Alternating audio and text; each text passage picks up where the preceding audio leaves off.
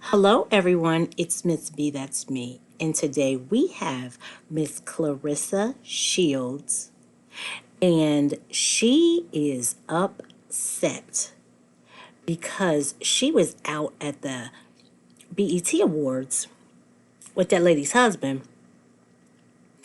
and she was nominated for Sportswoman of the Year, and she lost. She lost to Angel Reese. And she took to Twitter to discuss and talk about her displeasure about losing. And I wanted to talk about it. So here we have the 2025 nominees for the BET Award of the Sportswoman of the Year. And it was a stacked deck. So Claressa felt some type of way because she lost to Angel. But in all actuality, looking at the pool of women, if it wasn't Angel, it was going to be somebody else, but it wasn't going to be you, Claressa. Unfortunately, you're not understanding this. It's not just based off of overall accolades, it's based off of what you have done in the year. In the year, not overall, but what have you done in the year?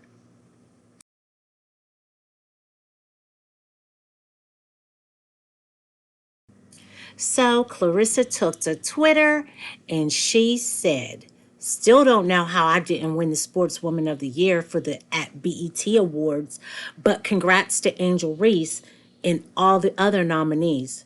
I just thought accolades mattered. Ain't nobody saying Angel Reese don't have accolades or she not good.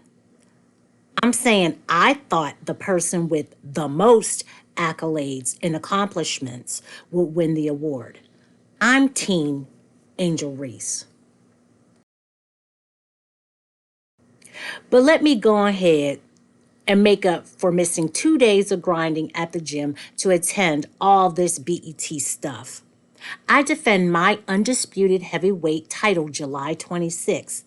If or when I win that fight, I'll be 19 times world champ.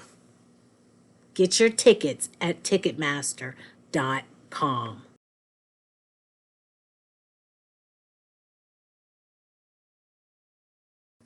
It's okay to be disappointed, but what's not okay is your lack of sportsmanship and your backhanded compliment to Angel Reese. That girl didn't do anything to you. That young lady receives so much hate from the media. I would never imagine that she would get that same type of backhanded compliment and hate from someone that looked like her. I'm just saying.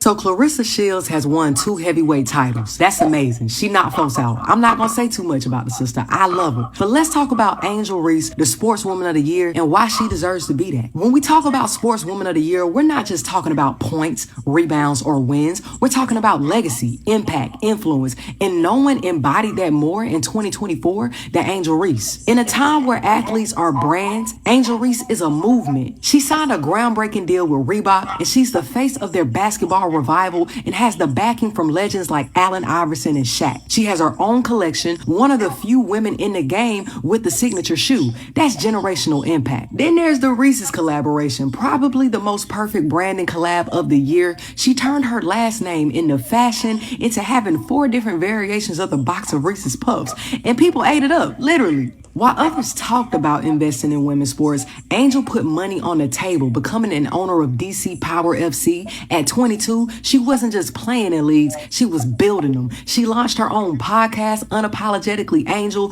While the media ran with their own narratives about her, she built her platform to create her own, but not just for her, for other athletes, for women, for Black voices in sports and entertainment. In 2024, Angel Reese racked up over 25 brand deals, including McDonald's, Beats, Shea Moisture, Good American, TurboTax, and more. Her image was on billboards, her voice on podcasts, her values and campaigns. And she did that while balling out in the WNBA and putting on a historic rookie run and setting records. Let's not forget she's been invited to the Met Gala twice. Angel Reese didn't just win in 2024, she changed the game on the court, in business, in media, in ownership. She is the present and the future of women's sports, and that is why Angel Reese should have been named Sportswoman of the Year, and that's why she is Sportswoman of the Year. Let's talk who. Okay, so here are some of Angel's accolades and some of the things that she has done and achieved within the last year. I normally would read it to you, but the writing is too small and my old lady eyes will not allow me to be able to be great. So I'm just going to put this up on the screen and y'all can look at it. Basketball-wise, we appreciate it, but all the other nonsense, like, it's irrelevant. Like, we're here to play basketball and do what we do. We're having a hard time right now at the end of the day. Just a 23-year-old kid who handles herself with grace. Her crown is heavy. So whatever else, like, y'all want to come at her for the way that she acts, she has to build the wall. She has to have the wall. Because if she doesn't, people will break her down. Not only just because of the way she looks, but because of the way she carries herself. She doesn't just walk around and act like, oh, I'm this. No, she knows who she is. And we ain't going to break her down for that. So whatever other questions y'all got, like, I'm hoping it's just about basketball. Maybe a box score question. But the kid's crown is heavy. Like, respect that. Yeah. I know tonight wasn't as you expected, but how does it feel to win BET Sportswoman? Just to be clear, Angel Reese has been a target of the palm-colored media since the championship game when it was her versus Caitlin Clark and she and LSU won. Ever since then, she has been a target. So just imagine being 21 years old and the media constantly is pitting you, a world champion, versus Caitlin Clark, who is palm-colored and not a world champion. They have been pitted against each other since that time, and they have found every way and reason to dog her out. So I say again, that's why I find it so shocking that another black woman would go and say such negative and nasty and backhanded things to another black woman. But again, it just shows who's really a girl's girl and who's not.